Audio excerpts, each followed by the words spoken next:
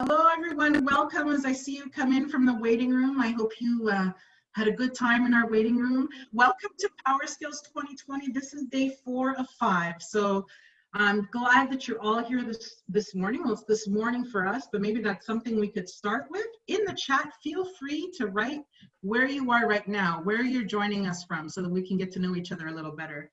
Speaking of which, my name is Rosalia Felice. I'm from Career Advising and Transition Services, or CATS as we are affectionately called, and because it's less of a mouthful, from McGill School of Continuing Studies.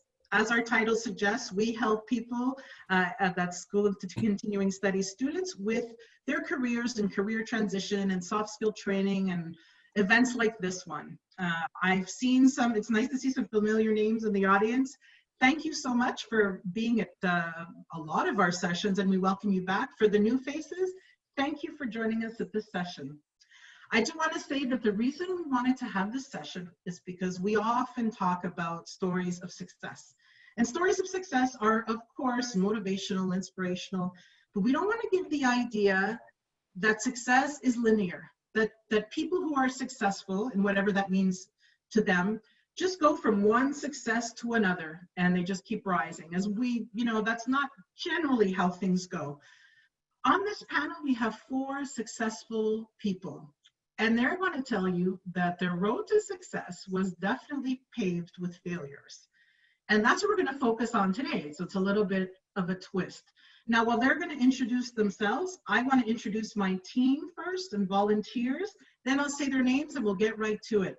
I invite you to ask questions in the chat, which me and members of my team will look at and ask the panelists. If you feel like you want to ask the question not in chat and use your voice, that's wonderful too. In fact, it's preferable. We like your cameras to be on because it's nice for speakers to see you, but it's in no way mandatory. And if for some reason you want to remain confidential, you can change your name. And you can do that by hovering over the top of your photo, clicking on the 3 clicks, and then changing your name. And today you can be anyone you want. So feel free to put in, we had a suggestion of Beyonce, go to town, whatever you'd like to be, that's okay. The important thing is that you're here. So I'd like you to introduce you to my colleague, Niall, my colleague, Emily. Welcome, hi everyone. And Layla, who's volunteering with us at CATS, who we know very well. And I welcome all of you. And now I'd like to introduce our 4 fantastic panelists. You're going to have a wonderful time with them, and you're going to learn a lot about failure and success. So we have with us today, Marcos Carvalho. Marcos, if you can say hello. Yes, hi everybody. Great to be here today. I really appreciate it. We had a great time yesterday, and I hope today is going to be the same. I'm sure it will. Excellent, thank you. Marina Byezhanova. Hi everyone. Byezhanova. Thank you. Byezhanova. Byezhanova, I started with the 2 names that I have difficulties with, and I still, I asked them before and I still massacred them. My sincere apologies. Yes, I went through the trouble of asking, I still got it wrong. Thank you, Marina, and welcome. No, Rosalia, I appreciate that you always try and practice, and it's very endearing. I'm grateful. Thank you everyone for having me.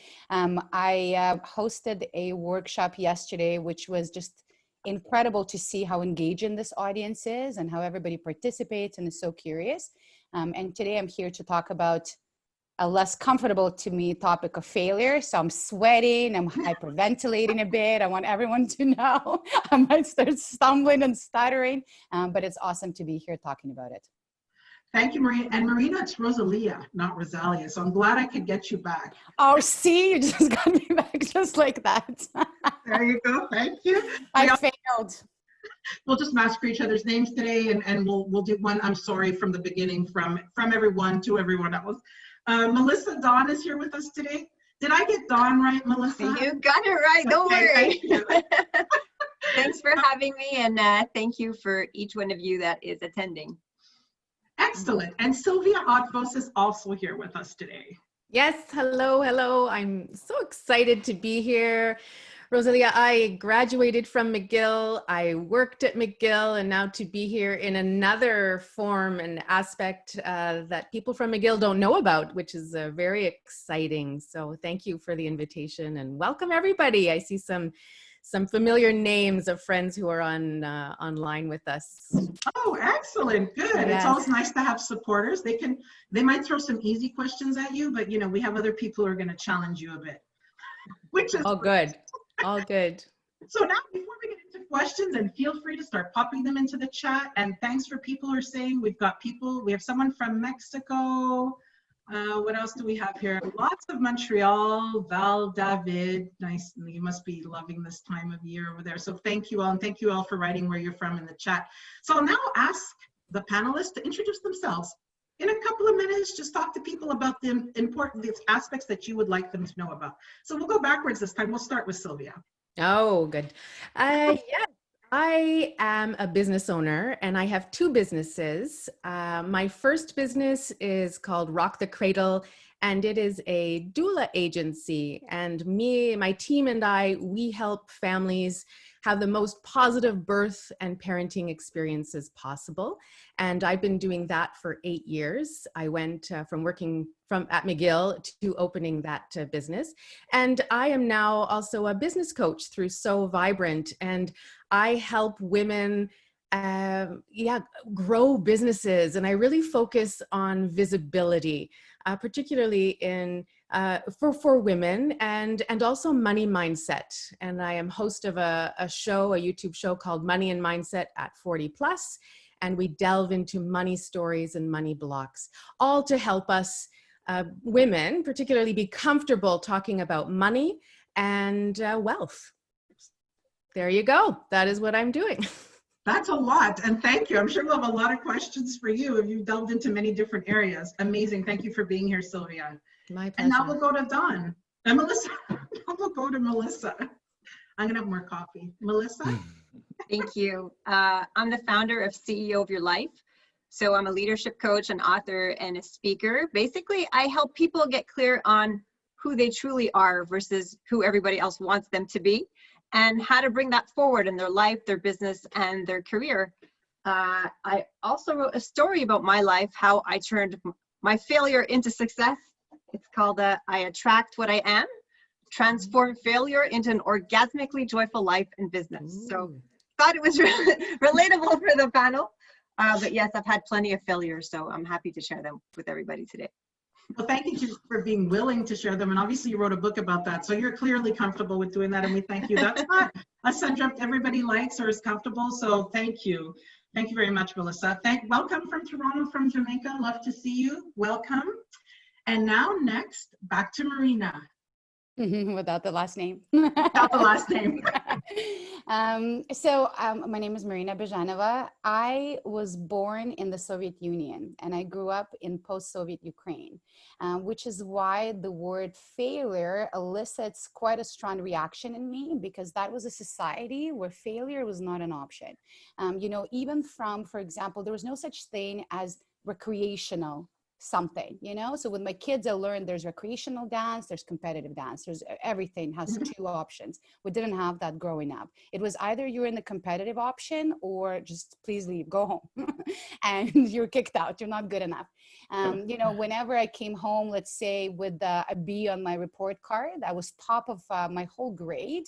My mom would say that's unacceptable. And I would say I'm number one of the whole grade, and she said, I don't care, B is a B, it's unacceptable. So to me, the concept of failure makes me awkward, makes me cringe, but we'll see how it pans out by the end of this panel. I'm an entrepreneur. I started a headhunting firm, launched it 10 years ago with a co-founder of mine in the midst of the almost recession. So it was a funky time to start a hiring business. 10 years growing, doing great, crashed and burned during COVID, of course. One of the worst businesses to be in when people stop hiring is a hiring business. So we're slowly emerging from the ashes of that, but it's of course quite a process. I'm also a global speaker. I've been fortunate to talk to audience across the globe. I'm an instructor at Concordia University. I teach social media ROI. And more recently, I've also been working with people to help them build their personal brands and scale the reach of their networks and their voices. So that was the topic of my workshop yesterday. So thank you. Thank you for having me. Fantastic. Thank you. And it's funny how, yes, our backgrounds and different things, our environment that shape us, that might change our relationship with failure, right? So thank you for Marina for sharing that. And actually, before I get to Marcos, just an interesting comment from Michael in the chat. He says, it's already inspiring to see so many happy people who have plenty of experience with failure. Proof that it can lead to happiness, lots of positive energy. Isn't that the truth? So that's why when we focus a lot on success, we forget the road that we took to get there. And finally, Marcos, our final panelist, if you can tell us a little bit about yourself. Yes. Hi, everybody.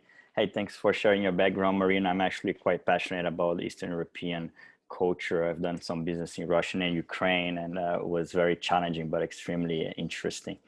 And I tried to replicate some of the things I learned there. I'm originally from Brazil, raised in between Brazil and France, United States and Canada. I'm a serial tech entrepreneur. Now my last company is in fintech. So we work with financial institutions and real estate companies as well.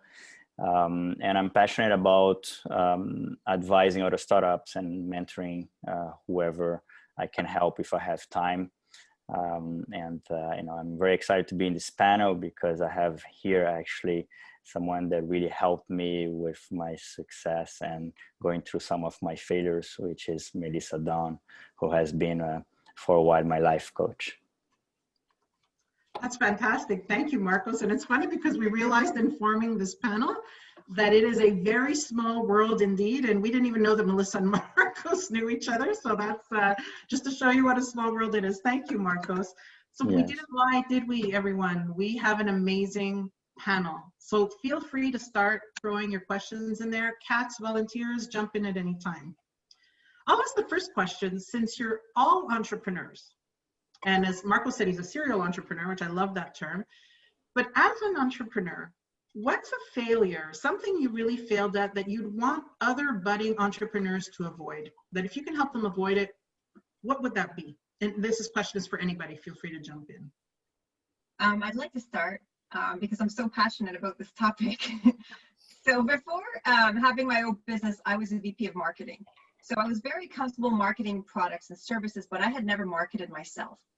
So I did some research on coaches and I found this top-notch millionaire coach in California. I signed up for like a $20,000 US coaching program. I went to California 4 times and she was basically giving all her tools that made her successful.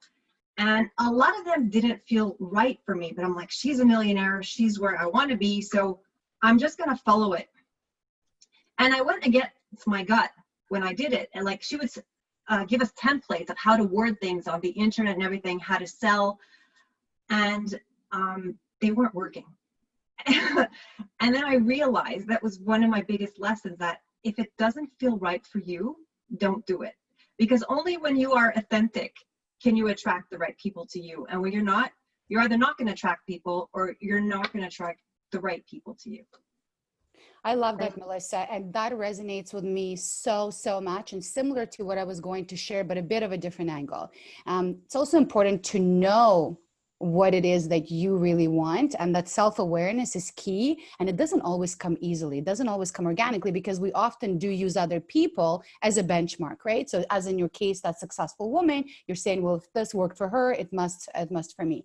I've experienced something really similar. So when we started Pronexia, our headhunting firm, we grew organically, really successfully to 7 figures in revenue by year 4, while my co-founder and I were having babies simultaneously. Wow. Not together, we're not a couple, but she was having babies. I was like taking turns having babies. Thank you, Emily. And so to have grown the business without any investment, without anything like that, it was, you know, really, we were successful. And we joined a group of entrepreneurs that is a phenomenal group called Entrepreneurs Organization. It's a global group. And then there, all the discourse is, you know, I'm expanding my office. I got a new office. I got this in my office. I have new employees. Are you hiring? How many people are you hiring? So you go into this mode of, I just got to get a bigger office, and I'm going to hire, right? So that was the mentality. And then when COVID happened, I lost most of my team. We had to go on temporary layoff, which became permanent layoff, and lost most of the team. We shut down our office. We're in the process of finalizing the sale of all of the furniture. And all of a sudden, and it kind of concurs with what you're saying, Melissa, I realized that I wasn't really affected by all of those losses. Of course, losses of some of my, some of the employees and relationships, of course, but as a concept, I was sat down and I said, I'm going to feel bad for myself for a moment. I'm going to feel like a loser for a moment, like I'm losing my business. I lost my, part of my team. I lost the office. And I wasn't feeling that. And so then I realized that the number of employees, the size of the office and how beautiful it was, those were vanity metrics for me, as far as I'm concerned. And that to me is a huge realization. Building anything, it's so important to have that self-awareness of what's important to you, to stop comparing, as we compare to the neighbors, stop comparing to other entrepreneurs who often all talk a big game. We tend to do that. And just really be self-aware and just follow your own path and what feels right, as you said, Melissa, to you. Oh my gosh, I'm gonna go on a tangent there, Marina. I was thinking about my life when we were talking, these questions came up about failure and finding your voice, Melissa. That is, that really resonates. And having been a former singer who went to McGill in music, I did classical voice, and unable to find my voice at that time, and realizing for me that I was on the wrong path at that time. The word failure, I think everyone has failed many times, but I had trouble finding where I failed, because that word doesn't necessarily resonate, and we'll probably talk about that. For me, there are opportunities. However, Marina was talking about feelings, and where I felt that I had failed the most was when I realized I was not meant to be a classical singer. And it was 2 years into my degree, and I had been studying for 10 years, and all the thousands of dollars I put into this, that really, really hit home. That really hit hard. However, like Marina said, I sunk low for a little while. I sat in those feelings. I cried. I cried on my mother's shoulder at the time. I was in my 20s. And then I said, okay, well, what am I going to do from here? And, we talk a lot about mindsets, and that's a growth mindset. How am I going to take this feeling and this failure and turn it around? So I did do my degree, and then I decided to do another degree and went into management instead, and that I would keep the love of music that I had for myself and continue to sing, and then work in something else. And then it becomes building blocks, right? And I know I'm opening up another can here of worms. However, that was my first, the feelings and finding your voice, Melissa. And sometimes we don't find our voice until much later. I'm a business coach now. In my 20s, I would have never, ever thought of becoming a doula or becoming a business coach, but they were stepping stones along the way for me. Amazing. Thank you. It's about reinvention. I guess all of you touched on that a little bit of, okay, taking the failure and reinventing and reimagining yourselves and moving on from there, which is incredible, right? You have to be okay with the failure, which I guess, as Sylvia said, and Marina touched on too, there's a mourning period to that, and then you move on, right? Wonderful. Marcos, did you want to add to that? Yes, as an entrepreneur, realizing you failed is realizing you didn't achieve a set goal, right? So I think we should start with what we're looking for and set the goal, and then set the intention and then work towards it. But before doing that, we need to understand why. So my biggest advice to entrepreneurs is understand what is the mission of the business, what is the purpose of the business, and making sure that it's aligned with your own purpose, with your own mission. And when you build the team, also make sure that everybody's aligned around that. So before hiring anybody, I want to know, what is this person's purpose, what this person is looking for, and making sure that it's aligned with the company's mission. We didn't really do that at the beginning, the first business we built, and that's a real problem, because and then we're all looking for different things. If we're not passionate about what we're looking for, then it's not going to work. So understanding that we did not reach this goal is realizing we failed. But at the end of the day, it's not a big deal, because I believe much better things will come out of it. And if we don't try, right? I mean, it's all about, if we don't try because we're afraid of failing, well, then we're not doing anything, right? Or we're living, some people say, a life of mediocrity. But the more we try, like my son is in soccer, and I say, well, the more, the more goals the closer you are to the other teams, the more tries or goals you're trying to get, eventually they will get in. Eventually they'll get in. So keep on trying different things. Yes. And Marcos, I believe, I would say one of my failures was hiring wrong, like the wrong person. And Marina, you're in that business, right? The matchup of staff when you're building teams is so important. And I've made missteps there for sure. Oh, Actually, haven't we all, Sylvia? Yeah. Haven't we all? For a minute, what have you learned from hiring? So Sylvia and Marina and anybody else who wants to jump in, when you say hiring wrong, how have you changed the way you hire? If you've changed the way you hire?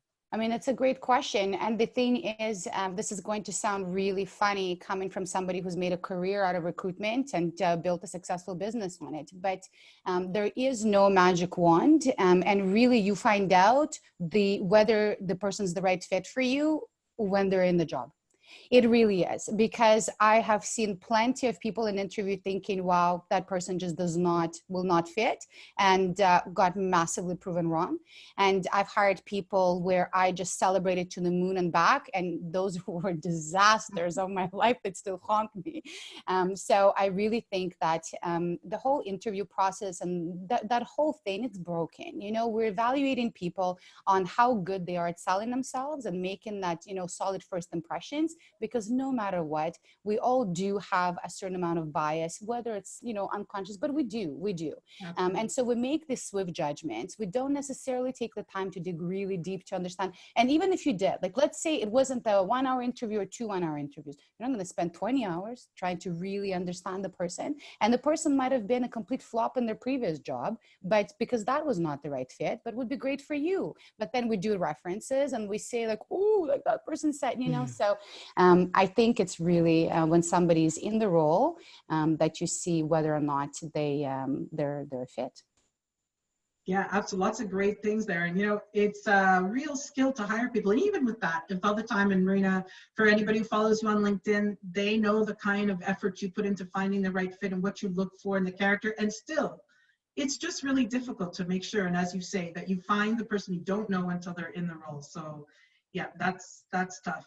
Thank you. Sylvia, did you want to add to that? Well, I was thinking of red flags, and Marina, you are so right. I am very good at selling myself and go into an interview, and I love the challenge of getting the job. Is it the right job for me? I have taken jobs that were not the right fit, and I knew it because I wanted a job or I needed a job at that time. And so I think other people did that to me as well, right? They sold themselves, and I had great interviews with them. And it really was only until they started working for my business that I really realized they were not aligned with our values. And that's what Marcos was talking about, you know, the value system that we have as a company and finding those people. And when you do have them, how do we retain them as business owners? It's not just a paycheck, right? People want to be acknowledged. They want recognition. They want to feel that they're part of a wonderful team, and that as bosses, that we really recognize their skills and talents. And so, you know, that's the type of team that I like to create. But again, you know, sometimes we've had people that just don't fit, and it's, you know, yes, it is a failure, but however, it does allow us to think about our hiring process and make arrangements, you know, make changes that make it better. Absolutely. Thank you, Sylvia. If And we're I getting may, questions. Oh, sorry, Marcos. I just want to, I'm not a professional headhunter, far from that. I'm still learning a lot about it. But one thing you asked about what we change, what we adapt and to improve it.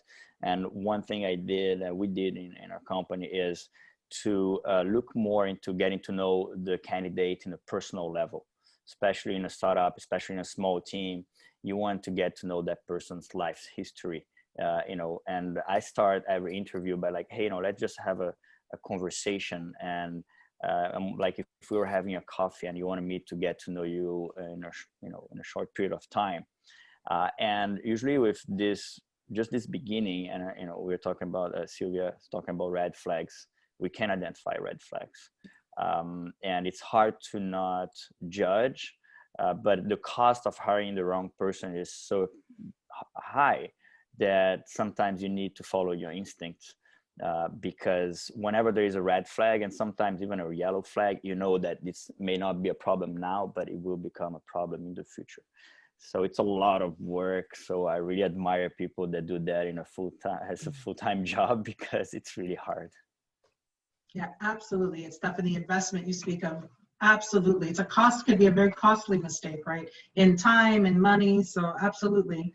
Melissa, did you want to add something to Yeah, that? I wanted to add 2 tools that I use when I do hiring. Sometimes for my own business, sometimes I help companies hire as well.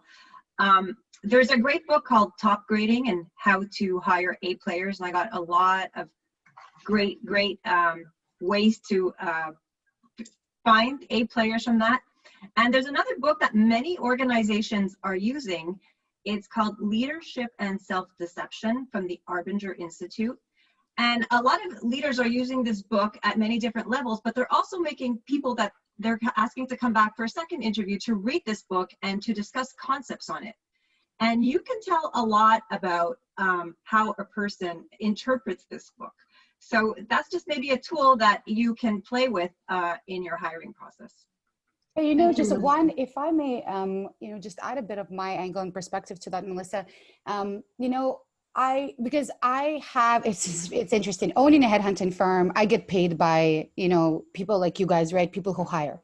It's not the job seekers that pay me, but my heart bleeds always for the job seeker. I am on the job seeker's side, if you will, because I have an incredible amount of empathy of how brutally difficult and painful the process, the job search process is, with the exception of very few people like yourself, maybe Sylvia, or me too, who enjoys that rush and selling ourselves, and I enjoyed it too. But the vast majority of people, they feel like a failure throughout, because it's constant rejection, it's constant jump through hoops, it's constant adapt to our process, because that's how we do things. Doesn't matter that you're a senior person, doesn't matter you have your own personality, and that becomes really hard, right? So for example, I know where you're coming from, Marcus, where you're saying, you know, the whole concept of let's pretend that we're grabbing coffee and we're going to be really casual.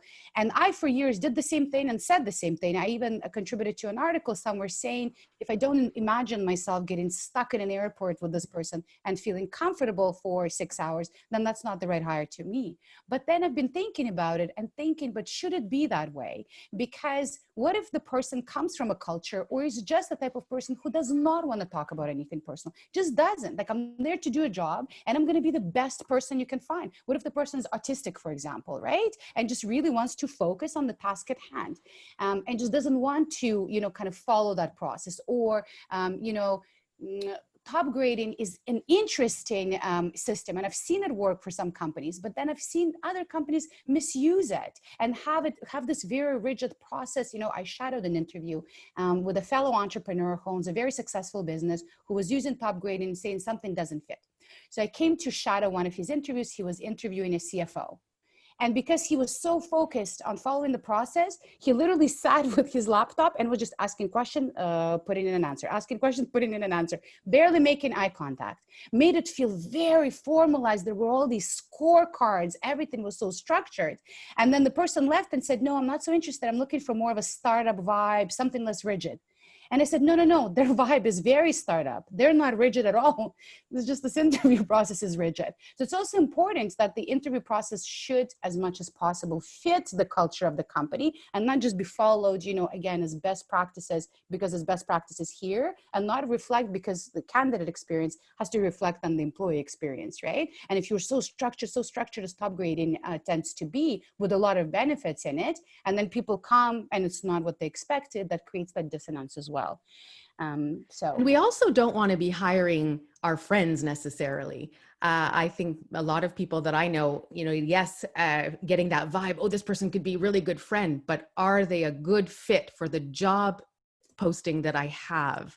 Are they, you know, there's a wonderful book called The Big Leap, and it's all about finding your zone of genius. However, if we look into it, a lot of people are working in their zone of excellence, where we're really good at what we do, but there's another level. And as entrepreneurs, we want to tap into our employees and our contractors' zone of genius. And that is hopefully not my zone of genius, right? Because we have different jobs, different tasks in front of us. And since, you know, then that's a hard thing to do. And that's why I think when you have a really solid team, the employers who do have solid teams have tapped into that, and you won't have so much burnout and you won't have such a high turnover. And why are people leaving? Well, they're just not happy. They're not tapping into their genius. It's a really good book. If you haven't read this book, it's an amazing, amazing one for finding your voice. Melissa, perhaps you've read that one. No, it's amazing. I make all my clients read it. Right? It's my gift to all new clients. Yes. And it's funny, it's the second time in this Power Skills that somebody's brought it up. So I will definitely read it. And for those of you here listening, Deanna and Emily have put up all the books so far. They did that super quickly. They're all up in the chat, so you can look at that there. I'm gonna change gears a little bit. Thank you for that great conversation about hiring. And this is a question from Liliana, who's with us today. I love this question. I think we'll start with Marcos. What's the worst piece of advice you've received or given? Oh. Given. Start with the given, Marcos. I want to hear that one. Why I have this pleasure? Given. Or received. Probably have an amazing product before you start selling it. I thought that was important before, and it's not that important at first. What I think is more important is to understand your client's needs and then build the product. So that created some failures in my businesses. Okay, so the worst I received. Yes. The worst I received. Well, that's a hard question. Yeah, it's a very hard question. Okay, no. Would be do whatever is best. No, it's not that bad. It depends on the context. It depends on the context. It's a good advice and a bad advice depending on the concept, but it would be like, do whatever is best for you first, right? Because yes, I believe that if we are working on improving ourselves and searching for the nirvana or, our higher self, that's a great thing. And of course, if I'm taking care of myself, I can better take care of others. But in certain contexts, especially in business, it doesn't work at all. And when you're in a business meeting, for example, today I listen maybe 80% of the time while I'm being the seller and not trying to just try to get whatever I think I want to get out of that situation. It would be more like, yes, I will get whatever I want to get, but first I need to understand what the other person wants to get. Yes, I think that. Marcus, if we go back to saying first, you thought you had to have the amazing product, and now you say you have to understand the client better. So do you improve your product based on what clients give you as feedback? So is that the idea? Yeah, the product's never ready. Okay. Okay. Okay, perfect. That makes sense. Anybody else want to jump in on that question? What's the worst or advice you've ever given or received? Definitely. I had one that just jumped out in my mind as soon as I saw Liliana's question.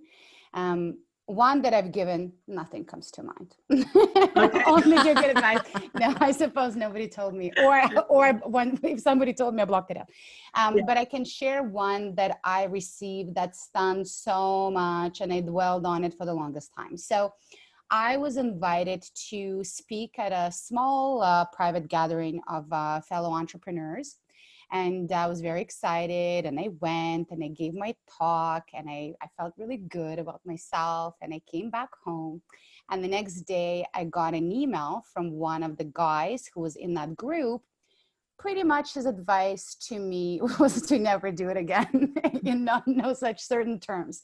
And he told me why. So essentially he told me I should not be given any talks or workshops or anything of the sorts. And he told me why not.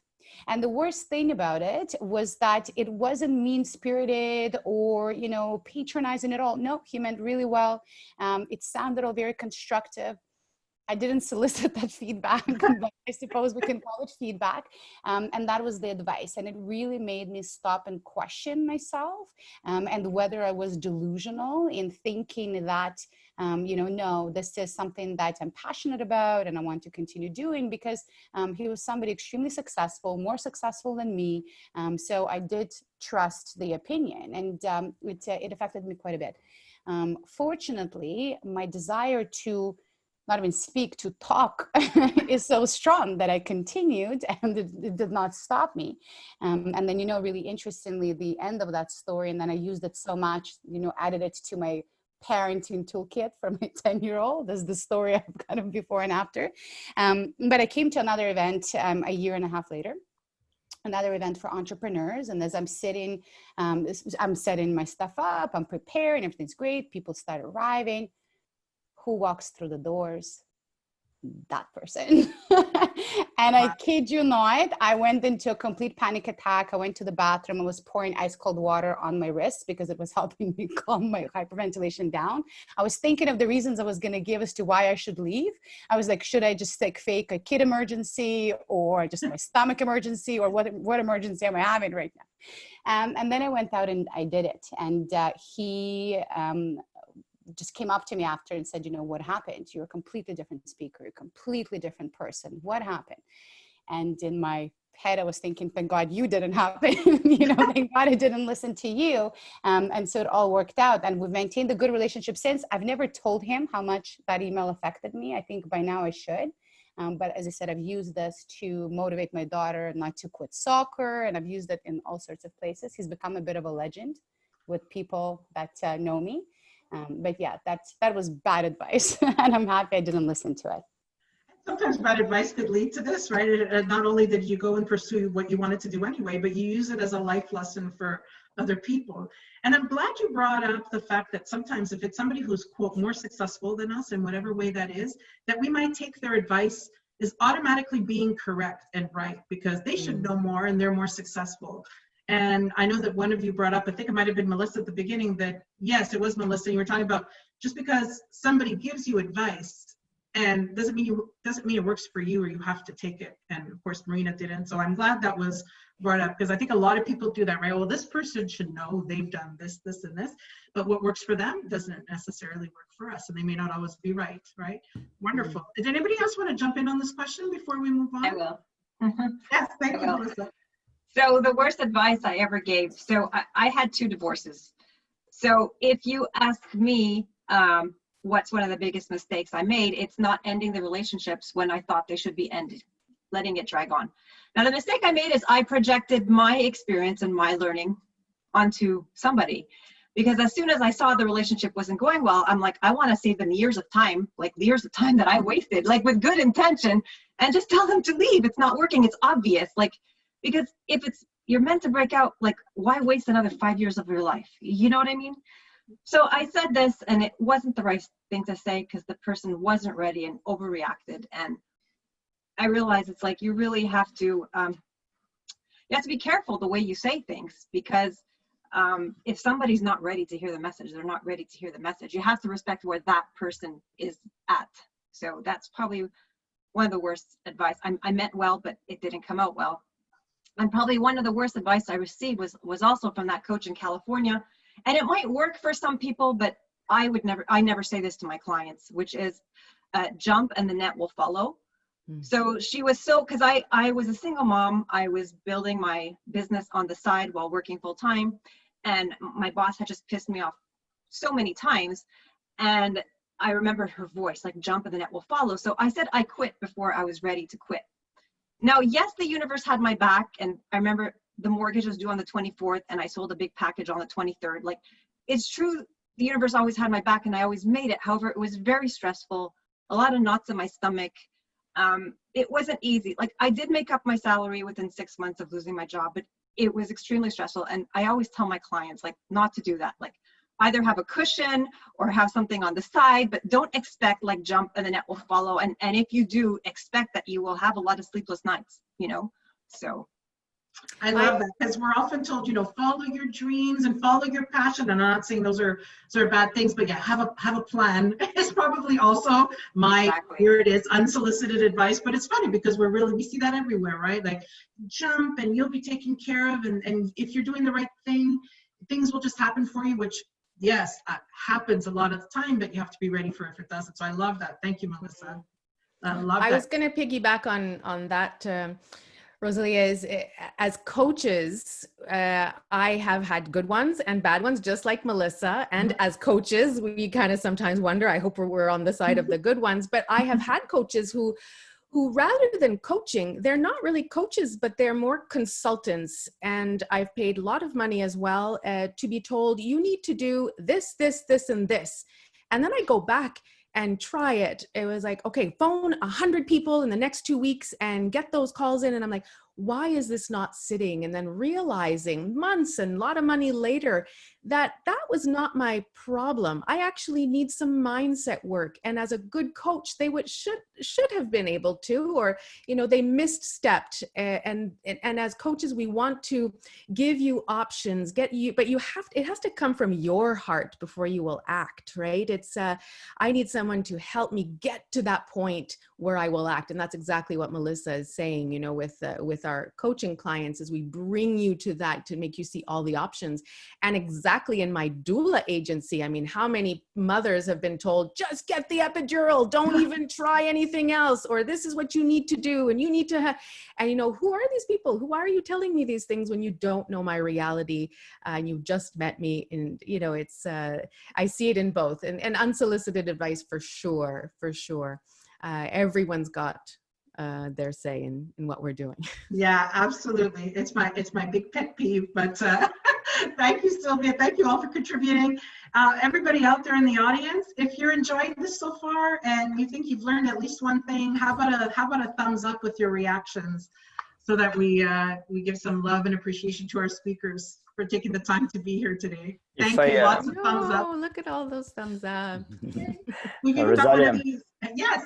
I wanted to add to that and maybe some aspects of what Melissa was saying that I think is very important, because we hear about the secrets and setting the intentions, and I think that's extremely important, but I also believe that things don't happen with massive action. So I think it's Tony Robbins that has this strategy, or he calls RPM, which is results, purpose, and massive action. So understanding what you want is important. Setting up the intention is one, but then you have to develop a plan and work on it.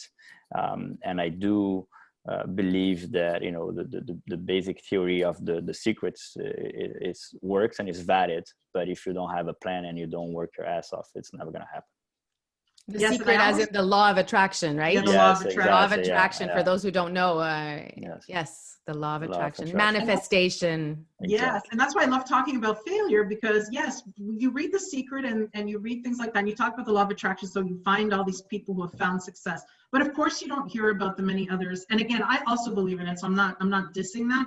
But you don't obviously read about all the people who failed after following that kind of advice, because they didn't have a plan, to all of your points. So thank you. I'm really happy that came up, actually. Now we have a question from Helen. She would like some suggestions on finding your voice for introverts so that you can recreate or reinvent yourself. So I don't know if any of you are introverts. We might want to start with that if you're comfortable sharing that. And if you are, then what suggestions might you have for Helen? Can you repeat how to find her voice as an introvert? Is that what she's asking? As an introvert, yeah, so that you can reinvent yourself. Okay, well, I'm a bit of an introvert. It doesn't show because I'm very sociable, but the meaning of an introvert is you refuel by being by yourself versus other people. And I need to be by myself to refuel. So it doesn't mean I'm not sociable, but I need that me time. And finding your voice, I believe, is by getting clear on who you are.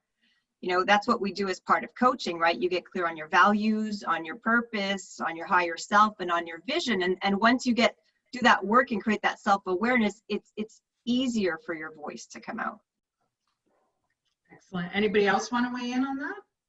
Well, I think introverts are, they feel that they need to be very visible. And I think it's a lot of the ones I've worked with are very afraid of the social media aspect of it.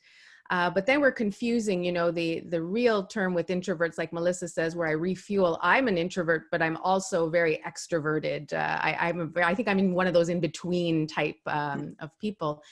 But when we talk about the fear of being visible, there's work to do there, but there's a way of doing it where you are authentic to who you really are and using your voice. And it's something that as coaches we bring, we bring this out, and I think it's that authenticity that I like to work with as what is your message?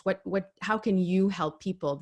We all attract people who need us, or, we're not attracted to everybody, and finding people to work with that you resonate with is important. And I love that so far, the two answers, there's no magic bullet. So you're both talking about being yourself, finding yourself, being authentic, and being true to yourself. It's not not like being someone else. Yes. We go on social media and I say, I have to be like that person. I should do a YouTube show as well. I need to be on Facebook more often. No, we don't. If that, we don't always need to.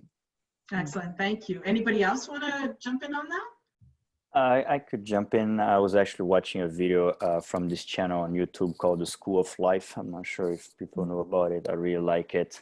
And it was about introverts. And everybody says I'm an extrovert, but after watching it and the definition Melissa just gave, I also think I'm also a little bit of an introvert, and I feel very happy to be alone sometimes. But the point that they were making is like, we live in a world where introverts are not the norm. You think about successful people, they're very outgoing and they talking a lot and they on social media, and then they being out there. I think what is important is what Melissa was saying, is to get to know yourself, and getting to know yourself, you understand your strength, knowing your personality type, doing different tests. I recently done one by Helen Fisher, which is more related to loving relationships and understand the personality that you have and which one matched with your partner. But also, there are many others that helps you understand who you are and what are your strengths. And when you read it and you identify yourself, I'm like, oh yeah, this is who I am. This is how I live. And okay, so yeah, I know I'm good at this. And you read this theory and you understand that you're not alone. There's so many people like you like that. And you have your strength. You just need to learn how to sell them.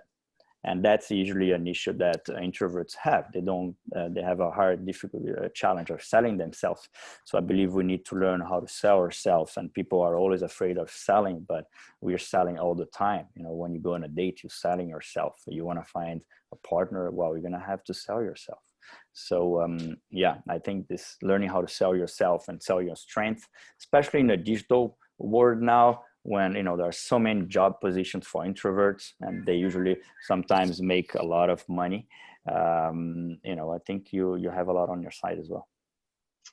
All excellent points. And it's funny, as a severe extrovert, I envy introverts, because I think, God, those introverts just speak at the right time. And I think outside my head, and I say everything I think, and sometimes I look at introverts and I'm like, they just come up with their gems, because they I get energy from other people. I'd love to get energy from inside. So thank you for that. I hope that helped you. Let me add to that, if I may, Rosalia, especially with what you said right now, that the grass always seems greener, right? Introverts think extroverts have got it easy. Extroverts think introverts have got it easy. I thought for a very long time that I was an ambivert, like yourself, you were saying, Sylvia, that I was in between the two. I realized because of the pandemic, I'm a severe extrovert. This whole situation has been brutal to me. And I realized, no. Although of course I also like my moments of solitude and, being with myself, but that does not make me an introvert, even occasionally. So that's interesting. I think it's important to realize, there's this whole concept, and especially, in the Western world, of this is who I am. I figured out who I am, and absolutely agreeing, by the way, with all of the fellow panelists, that the key and the core, the number one step is to figure out who you are and your why and your values, and all that is crucially important. But then we often say, and again, especially this is a bit, to me, a Western thing, I figured out who I am. Here's who I am, for better or worse, accept me as I am, and this is it. Life doesn't work like that. We do adjust to certain situations, and we do, in situations where we have to act as more of an introvert, we should, and in situations where we need to act more of an extrovert, we should. I'm an extrovert. I love talking and talking and talking and talking, but I could come on this panel and just be, interrupting and jumping in all the time and constantly. That would not be pleasant or likable to anybody, right? So I have to, assume a calmer energy. So same for introverts to talk about this particular question. You know, there are many exceptionally successful founders, entrepreneurs, executives, you know, CEOs who are introverts. But when they need to come on stage and address their employees, and when they need to play the role of an extrovert, they do. And as an extrovert, when you need to play a role of an introvert and zip it and listen, you should as well. So that's very important. And that's something I learned from the research of Professor Carl Moore, who specializes in the introvert, extrovert, ambivert research. And that's what he talks about, because he interviewed, I don't remember how many successful CEOs from all over the world. That is the basis of his research. And that's what he found out, right? You sometimes have to play a role. So creating your personal brand, or finding and defining your voice, whichever way you phrase it, it's all the same thing. That is key, crucial, and important. Then when you're going to scale the reach of your personal brand or the reach of your voice, well, you're going to have to step outside of your comfort zone, because otherwise it's not going to go far. It's, you know, kind of the necessary evil in your case. Yeah, we touched on a lot of different things there. Thank you. You brought up a lot of good points that stretch beyond the introvert, extrovert question. Thank you. And now we have another question from the audience. It is from Daria, who asks, what advice would you give to someone who would like to dive into entrepreneurship? And what common challenges do you face on the day-to-day with your career? Let's start with just the first one. What advice would you give someone, anything, who wants to dive into entrepreneurship? I know that's a broad question, but if you could say— it is a broad question, because I would also say it's the wrong intention. You know, there needs to be something else. You know, I want to be doing this. I'm not finding the opportunity for it, you know, in any other context. So that's why, you know, there needs to be a reason. And then depending on that reason, advice varies, right? If it's because, you know, you want to start, you know, a side hustle business because you just had a kid and you want to dedicate time to your baby, well, I'm going to have one kind of advice. If it's because, you know, you have this calling to change the world and you have this idea of how you're going to bring value, that's another answer. In my case, I started a business because I loved recruitment. I fell into it by a complete chance, but I wanted to work in recruitment and be proud of what I'm doing and not feel dirty at the end of every day, because I have a slew of massively unhappy candidates and a slew of clients who respect me only marginally, which is experience of most recruitment firms. And I couldn't find one like that. So I started my own, but I wasn't in pursuit of just, well, let me start a business. You know, I want to be an entrepreneur. No, I wanted to be doing what I loved in a context with values that made sense to me. And I think that should be the answer. I think it's the most important starting point.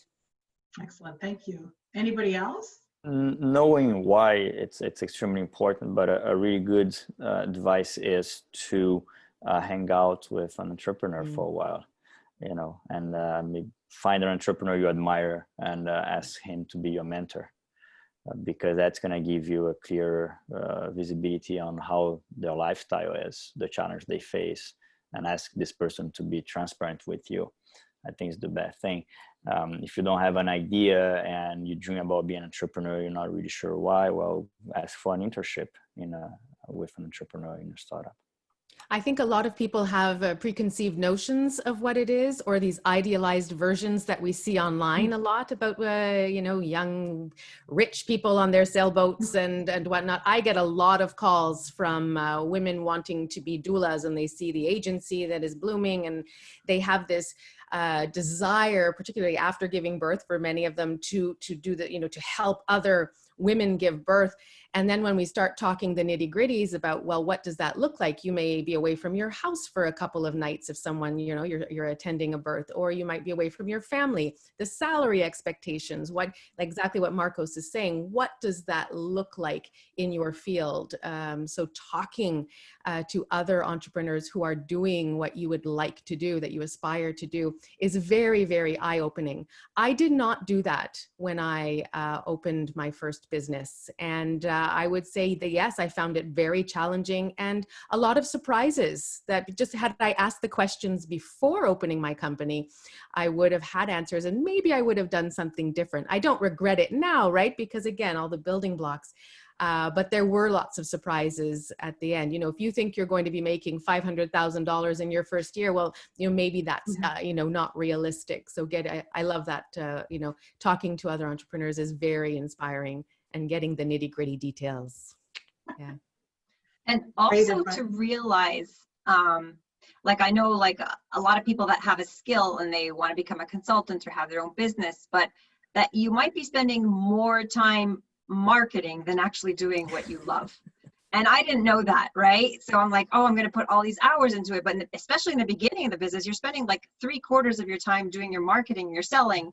Of course, as the years go on, you do less and less of that. But a lot of people don't realize that, and they're not ready. Like you're doing the marketing, you're doing the accounting, you're doing so much more than what the service you're actually offering. Yeah, so they come to it with this passion, you know, this is how I want to help people, but then there's so much more to running a business, and a lot of it is not pleasant. I mean, I'll be honest, there are things that I don't enjoy doing, and there are things I really enjoy doing around the business. Eventually, as we grow, we can hire people and to help us with those. That's our ultimate, you know, goal, or for many people. But, you know, some people want to stay solopreneurs. Well, you have to expect to do all of it, right? And not everyone is made to be a business owner. There's a lot of risk involved, I believe. So, you know, if you do not have the personality, if, you know, some people are just, you know, need to have that stable paycheck and the benefits, and are not made to run their own business. It's volatile. You know, there are months like Marina was talking about, the pandemic hit. Oh my gosh. I mean, how many small business owners were super affected? In my case, doulas were not allowed in the hospitals anymore. My husband's in a director and producer. Well, all the film shoots were closed, right? So we have to be able to build the structures that allow us to keep going, and it can be unsettling for many. Mm.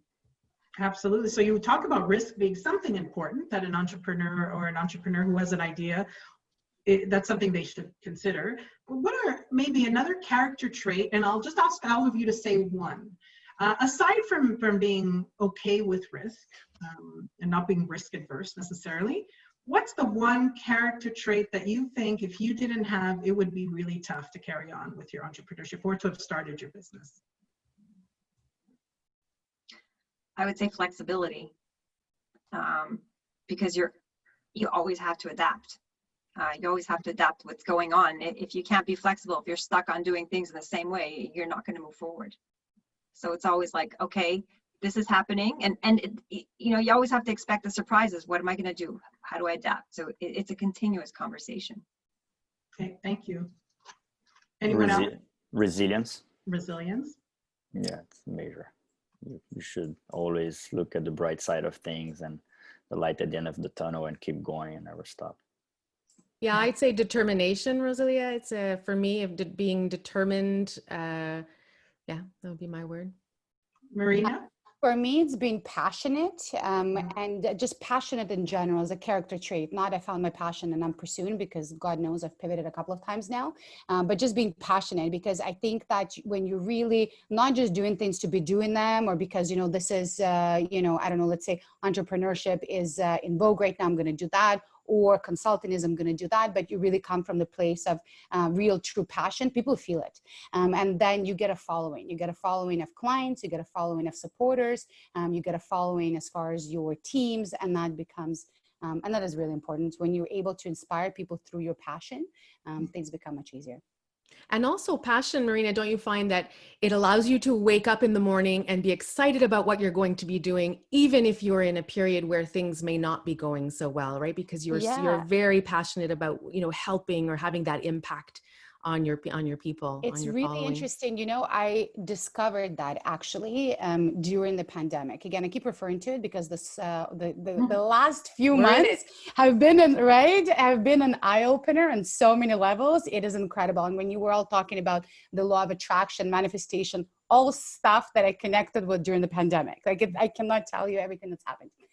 You know, what's really interesting is I spent my evenings and many nights completely petrified, unable to sleep, cried so many times I can't even count, just in that constant, I don't know if you've ever had that feeling where you just feel you can't even move. Like when they say paralyzed by fear, I felt paralyzed so many times and just, I can't, what is going to happen, you know, just all those things. But then during the day, I leaned into doing things that completely connect to my why, which is voice. To me, it's all about having the power of voice and scaling it. And so I completely leaned into that. I started, you know, hosting events. I started doing LinkedIn Live interviews, talking to thought leaders, completely put myself out there because that was connected to my why and my passion, and it showed. And so many people started reaching out to me saying, it's so great to see that you're doing amazing. You know, you're doing great. And I'd message people be like, no, during the day, I'm doing great because I'm doing what really, you know, fuels my life. But in the evening, when I stop doing that, I don't know how I'm surviving, right? So I started telling people. And then I started sharing that openly as well, because I realized here I am, and I'm not making it up. I'm doing things that do, you know, are fueled by that passion. So it's very authentic. But then people are like, wow, you know, how are things going so great for you?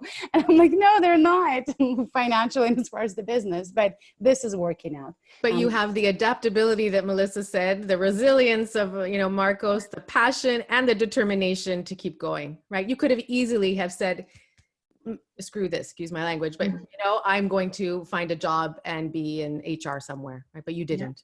Yeah. You didn't. Yeah, I didn't. Well, We'll see how it all pans out, right?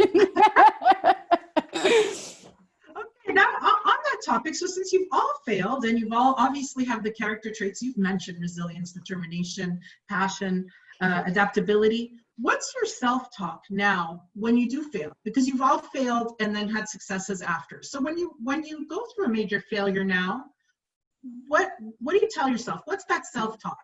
Mm-hmm. I'm taking a conscious business certification right now.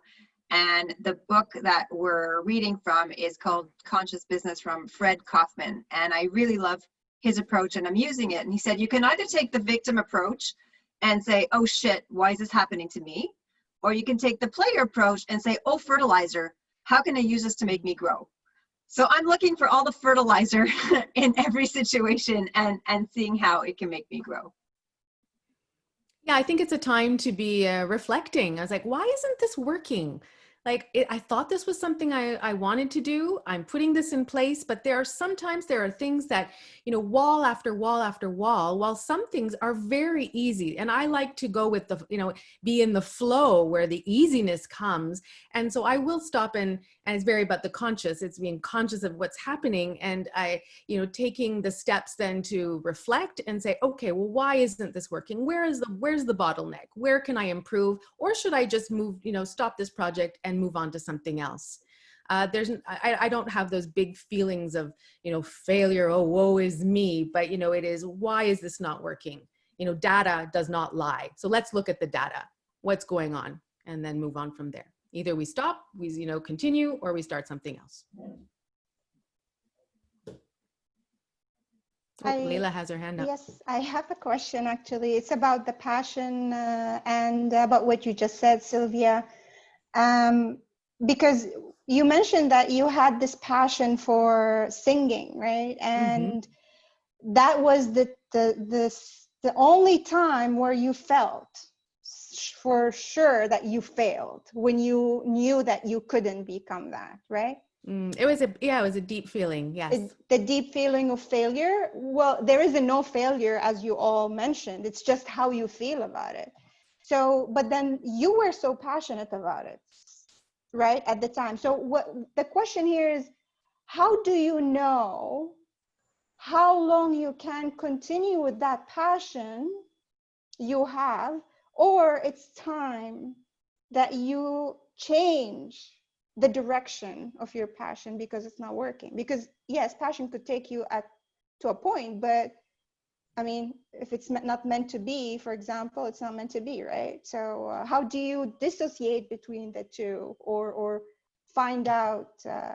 Yeah, for me in music, yeah, having, you know, dedicated a good 10 years from as a teenager to after university to that, it became very clear in speaking with my mentors, in the auditions I was doing, it just was not moving forward. And I said, as I get older, how am I going to make a career of this? Will I be able to? as a professional singer, it was very clear that no, I just was not, it just wasn't working. And that's what I was talking about, right? It was just block after block after block. And I was like, I love doing this, but it was taking the love and the passion out of the music for me, and which was very eye-opening. And I did not want to lose that passion for my music. So I decided, and there was a period of grief, and I won't say it was a short period. It was quite long. I did have to, I grieved that part of me. But like any time, there was another flower under there waiting to blossom. And where did that take me? I didn't leave completely. I did finish my undergrad degree, and I did a teaching degree instead.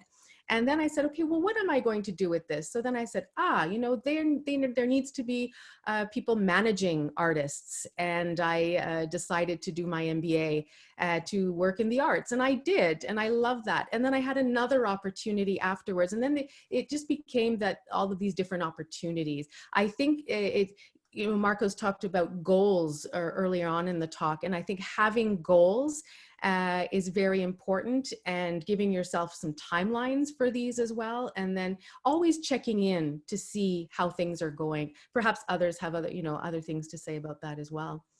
Yeah, please. I have I've met someone that asked me for some mentoring, and I was happy to help her. And she came to me and she said, I'm passionate about the food industry and cooking. Right. And she really wanted to get a job in the food industry, but she was saying, oh, as an immigrant, it's really hard. And, maybe the economy is not in the best situation for that. And I've been trying for many years and I cannot get a job in the food industry. So what I recommended to her is trying to understand, okay, what do you like about working in the food industry? Right. And understand that because that can be found in other places. Maybe you want to be a basketball player and you're not tall enough, but you're passionate about basketball. Okay, but what do you like about basketball? Or like this, those are the characteristics of, the profession of a basketball player. Well, that will be eventually found somewhere else. And once she did this exercise and another exercise to get to know her better, get to know her strength, get to know her weaknesses, she had different tools to search for jobs that could provide her a similar satisfaction. And she did, and today she has a great job and she's extremely happy. And I asked her recently in one of the sessions we had, so you want to go back now that you have all this knowledge and your confidence is much higher, you want to go look for a job in the food industry? She said, like, no, actually I realized that project management, the position I have now, it's really what I like, and the industry doesn't really matter. And I have a similar approach in entrepreneurship. I like to be an entrepreneur. I like the challenge. I like to, to solve problems. I like to help. Am I extremely passionate about the financial industry? Or maybe not. But I found something in the financial industry that I can solve, and that gives me, fulfills my purpose. So it's correct to say it's not about the title or the name of the passion, but it's like what you love to do underneath, or the basic of that passion, and you can find that in different directions. Yes, absolutely. Yeah, your why essentially. Hi, Leila. It's nice to see you again. Nice to see you. Very flashbacks of the coaching session you did with me, which was really awesome and really marked me. Leila is an awesome coach. But to add to what was already said, which was great and absolutely agreed with. And as Marco said, it all falls under, like, you find your why, right? And then it could be so many different things that fall under that. But I am pragmatic. I'm Soviet. I do believe in, waking up passionate and excited. I do believe in that, but I also believe in being realistic. I give myself timelines. So when I started Pronexia, I started the first week of October, 10 years ago, 2010. Never thought this is how we would be celebrating our 10-year anniversary, let me tell you. Last summer, when I was imagining this big party in our office, and my team is working out quite different. But when I started Pronexia, I went all in.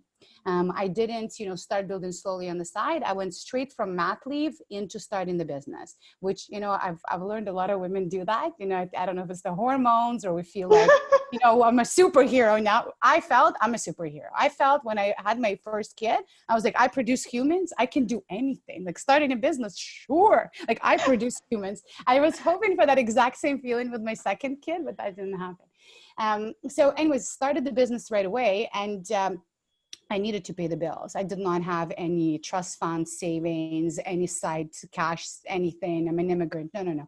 I had to start making money right away. So I told myself, okay, I can incur some debt if need be between now, October, until May 1st. If May 1st, I'm not making a salary that's high enough to pay my bills, I'm going back into industry. That was my plan. We're on salary as of month 1, which is incredible. Things ended up working out. But that was my timeline. I gave myself a time and I said, if it doesn't work, well, unfortunately for me, have to find a place that will be good enough. So I believe in timelines, and I believe in also being pragmatic while inspired and pursuing, the life of passion. Incredible. Thank you very much. It's an incredible story. I do relate to you, Marina. I think it's probably the hormones too. I jumped from my past to the work immediately, the coaching, and it was hard, as Melissa, I think, and Sylvia said, not to have the cushion there to produce some money. Yeah, and having a baby that you're now taking care of, that you're thinking about all the time. That's and more, of course, yes. Right, and driving around. I remember driving to the office and bringing my kid, and I couldn't find daycare because I lived in the old port, and good luck finding daycare if you're there. That's the failure of our system. Couldn't find anything. And so I kept hiring some random babysitters, but not trusting them with my baby. So they bring them along with me to the office and here and there. At one point, I was in such a rush. I crashed my car while trying to rush to drop off my kid. It was such madness. But yeah. See, we don't think about these things, right? When we're launching, we don't ask those questions. I launched my business. I had 3 children under 4 years old. My little one was 2 months old, 2 months, and I was just starting, right? And crazy. But we do it. And you're right, Leila, sometimes it will work and sometimes it doesn't, right? But I think having the mentors around us to guide us and not do it alone. A lot of people think they have to do this alone. And there are lots of resources here in Montreal. CATS is an amazing resource. There are other ones for entrepreneurs as well, who can help you navigate the questions that you are going to have when you're launching a business. Is so important. I work with too many people who try and do it alone, and it's sad and it's harder than it needs to be. Definitely. Leila, for your question. Since you spoke out, is there anyone else in the audience who would like to speak up and ask a question? Now's your time. Just go ahead and start talking. I have a question. Wonderful. Go ahead, Jennifer. So all of you have had redirections when you've started businesses and you've redirected. And Marina, I was watching your previous thing about building your personal brand. What do you do if you have a business, you set up a business, you work really hard to build your personal brand, and it's just iron focused on this is it, this is your value, this is your mission, this is all of it, and then all of that falls apart, you totally redirect, everything remains online forever and ever. How do you totally change your brand? Oh, well, that's what happened to me, right? This is me epitomized during the pandemic. The thing is, you don't brand yourself just solely as you, I don't know, in ABC vocation or just you in that particular, no, it's you with the voice about what, and it's bigger than that. So it becomes easier to pivot there. If you want more, and I might have shared it during my personal branding webinar, but when the pandemic first hit, and that first weekend, when we went into isolation, lockdown, whatever it was called, and I started realizing what the impact on my business would be, I spent the whole weekend in bed. the whole weekend. I could not parent. I could not crawl out of bed. I stared at the ceiling and I made countless calculations in my head. I don't know what the hell I was calculating, but I was calculating. It just gave me comfort. I felt in control. I'm like, plus this, my mortgage, my car, no wait, but what if I get rid of that car? But in my head, it made no sense. Couldn't parent, couldn't function, couldn't do anything. And that, Jennifer, was one of my concerns, right? Like all I have and all I am is Marina, headhunter, and yes, owner of the headhunting business. And by the end of the weekend, I went on LinkedIn and I shared how I was feeling. My first post during the pandemic was listing out everything that was tough. Literally, that was the post. It is tough to be an entrepreneur. It is tough to have employees. It is tough to have kids. It is tough. I just listed it all. And boom, posted it. I don't know why. I just felt like sharing. And the most incredible thing happened. I realized that by building my personal brand for a few years, I was building a brand, I was building a community, I was building a network. My network didn't give a damn whether I was recruiting or what the hell I was doing. I had a real, true community and network. The messages I started receiving from people, I can't tell you how many times I cried, but in happy tears, because I didn't realize. I didn't know I had so many people that actually cared, not about Marina, the recruiter, giving recruitment tips. So many people. I got projects. I got clients. I got a project for Pronexia to help, just a big contract that allowed me to bring a few people from temporary layoff that I was just about to start. And I was like, no, we're not starting. We have this here, and then put them on that project because of that. And then had a lot of people reach out to me to help them with their personal brand and helping build their network. As I said yesterday, Jennifer, I do believe that our network is our net worth. I do believe that as immigrants, we become really, really damn poor when we come to a new country, because all of a sudden we don't have a network.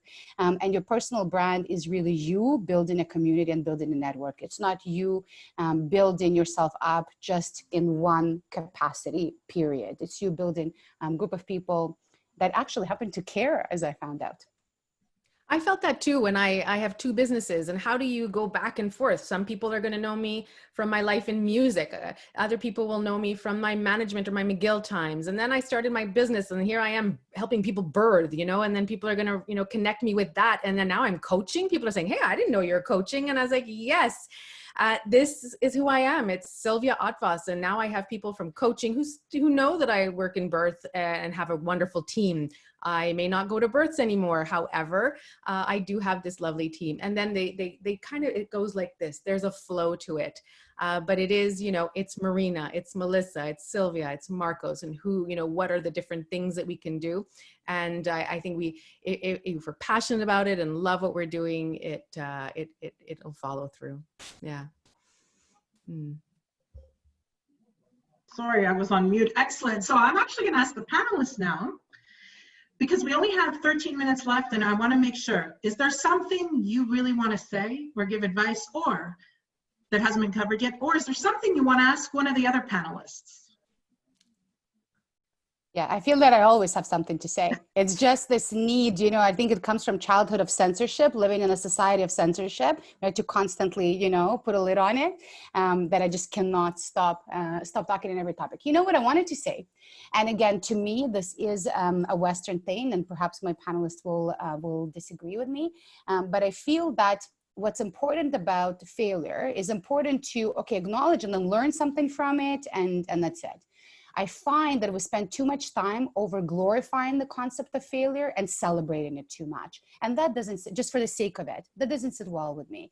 I've been in many groups of successful entrepreneurs who over wine will one by one start, throwing out their stories. Oh yeah, almost went bankrupt. My business went from 100 mil to like almost bankrupt. But then of course I survived, and now it's a bigger business. And oh yeah, I see your ace and I'm going to raise you my failure. And it just goes on and on and on without being like, guys, this was so rough, or here's my share, or here are my lessons. It's just, no, let's just discuss and feel proud of ourselves that we're so comfortable throwing it out.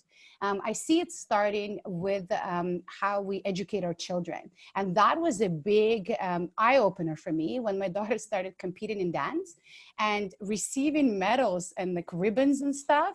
And I thought this was like good news, like they were better than others, right? And as I said, I come from a Soviet society where like you're in or you're out. And I'm not saying that's good, that's severe, but there has to be something in between. And I realized, no, they all get something.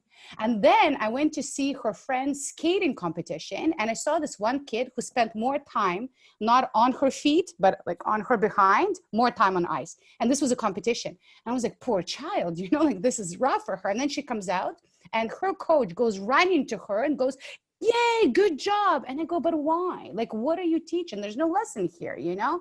And then my daughter's friend got a bronze medal. And so we got in the car and I go, sweetheart, congratulations. It's amazing. She goes, what do you mean? This is horrible. And I'm like, no, you got bronze. That means you're one of three people, right? Like somebody got gold, somebody got silver, you got bronze. She goes, no, Marina, we're not competing with other people. We're competing with ourselves. So everybody will get either gold or silver or bronze. Bronze is the worst. So I got the worst. And I'm like, so no matter what you do, like you might not even be able to stand on skates, you get bronze. She's like, yes. And I'm like, this is horrible. I'm sorry. Like, this is horrible. So I didn't eat her brains out because she's not my kid. And I was like, okay, well, you know, you tried hard and like, bye-bye. But then went into this whole thing with my daughter because I think over glorifying it for the sake of over glorifying and comparing failures does not necessarily bring a beneficial outcome. Well, this comes to, you know, when we talk about children, Marina, it's not allowing our children to feel failure by giving that participation medal to everybody, because, you know, we don't want them to feel bad. I think that's that's a whole other panel and a whole other conversation, but allowing ourselves to feel bad and maneuvering through those, the one thing I was going to mention is that we are not our failures. You are not your failure. Failure is just you did not succeed in achieving that goal. And many people feel it too much, and it destabilizes them and debilitates them from moving forward, from trying new things. I don't want to try it, I might fail. Well, what happens if you do? You know, you might succeed if you try it. So that was the one thing I wanted to leave out. You know, we are not the sum of our failures, right? We can't hear you, Rosalia. Thank you, Sylvia. What would you tell someone who, after a failure, is just crushed and can't seem to get up? So you're telling them you're not your failures. How do you convince someone of that? How do you help someone? I shouldn't say convince, can't really convince someone of anything, but how can you help someone through that? Well, sorry. No, go ahead, Melissa, go ahead. I was just going to say that, like, if you're not going to do anything different, you're going to stay in the same place. So do you want to stay in that place where you're moping around, or do you want to take steps and create something different? Like, you're allowed to mope around, but like for a certain amount of time, you know, like Marina says, that there's a cutoff. You can give yourself a cutoff and then decide to do something different so you can create something different. But I love that time frame, right? So it's like with anxiety. So we often tell people with anxiety, okay, we can't feel your anxiety forever, whatever time frame you need to, but then you need to carry on. So I guess you're saying grief or looking at the failure, mourning that failure, it's the same thing. It's not like you don't feel it, but give yourself a time when you need to leave that space. It's like, look at nature. It's a constant recycle of birth and death, and without death, there's no rebirth. It's the same thing for us with failure. Like, okay, we failed, at least we tried, and we look at it, we see what we learned from it, and we move on. If we don't face it head on, if we just put it under the carpet, it's going to come up in some other area of our life. So we have to take that time to process what happened and see what we learned, and then grow from it. Thank you. Marcos, do you have anything you'd like to add with a few minutes to go, or something you'd like to ask another panelist, or something you want to make sure you leave with people before we have to leave? Yes, I think we all may have a different definition of success, but at the end of the day, what I think every human being is looking for is peace of mind. You know, it's some sort of happiness that you may find in a way or another. So failure is just part of life. What I've been working really hard in the past couple of years is accepting life as it is in order to be in a constant state of mind of happiness or positivity. And the only way I found that being possible is accepting things as they are. And there is a principle in Stoicism called amor fati. And that's something that resonates a lot with me. And in some ways, even I could say saved my life, because, you know, like everybody else, we have depression moments, and, you know, we think very negative things. And this principle says that we should not wish for anything to be different. We should accept things as they are, as the best possible outcome. And understanding that after every failure, eventually you have a success, because the universe is in balance, right? There's nothing negative without a positive. That's impossible. There's no white without black, and no small without tall, and no masculine without feminine, and so on and so forth. So just understanding those principles and accepting them as a reality, it's almost, I mean, if you really believe and follow it, it's almost impossible to feeling negative about your failure. It's just like, oh, okay, that happened. Well, it was the best that could happen. Something else eventually will happen. And that's it. What's next? And working on having a self-control over your emotions. Yes, you should feel it, but you should not let your emotions take over. You should just try to seek for that constant peace of mind. And once I learned that, you know, then nothing was able to, it's really able to really put me down. You're so philosophical, Marcos. I really like that. It was so deep and philosophical, just as I prepare my very like pragmatic, non-philosophical tips. I love that.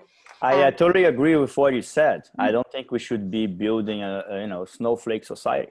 I was raised by my brought up was very complex, but let's say that my heroes were all militaries. They were both my grandparents, and it was all about discipline, right? And I don't may not look like in camera, but I'm actually a fun guy, and I like to have fun.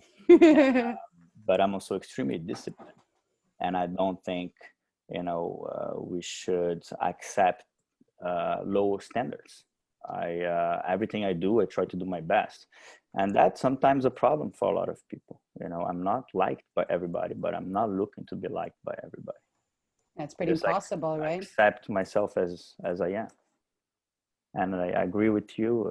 There's no, we should be celebrating success.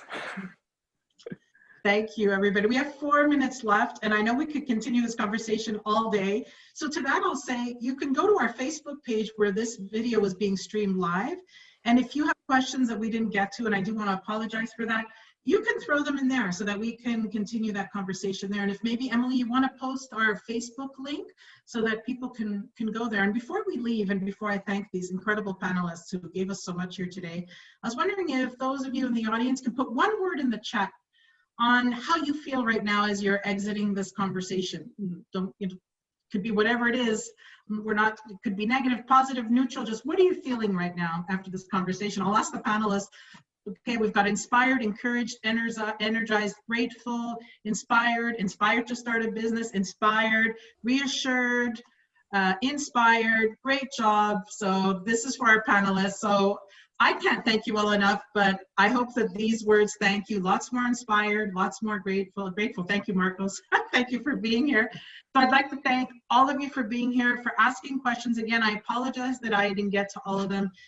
And Marcos, Marina, Melissa, and Sylvia, it has been an absolute pleasure to have you on this panel. You've given, I think, everybody a lot to think about. You've obviously created a lot of inspiration for people. And on behalf of CATS, thank you for being here. Do you all want to leave with a word on how you're feeling right now? Panelists? Grateful. I'll piggyback on Marcos. I'll say grateful. It was fun to do this with other panelists, and Rosalia, you were awesome, and thank you for the great questions, and thank you for the people attending for giving us so much love. Yes, inspired, definitely. I love hearing stories, what other people are doing, and hearing other people's takes on things. And thank you, everybody. What a great a great event, Rosalia and your team. Oh, thank A you. great group of people too. I feel honored. I feel honored every time anybody is interested in hearing what I have to say. It blows my mind and makes me very excited.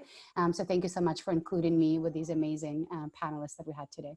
Absolutely, what a group. And before we sign off, Melissa, do you want to plug your next event at Power Skills 2020, because it's coming up? It's in half an hour. It's called Stuck Sucks, and I will be co-leading it with a friend of mine who's also a leadership coach. So if you're feeling stuck in one area of your life and you're looking for ways to get unstuck, I'd invite you to tune in from 2 to 3:30 with myself and Susan Ross. Excellent, and I'll just put a link to that in the chat. So I hope to see even the panelists there. I love seeing panelists at other sessions, which I've seen throughout this. So thank you, everybody, panelists, everybody who was here today for taking part in Power Skills 2020. Enjoy the rest of your day. Thank so you. much. Bye-bye. Thank you so much. Bye. Bye.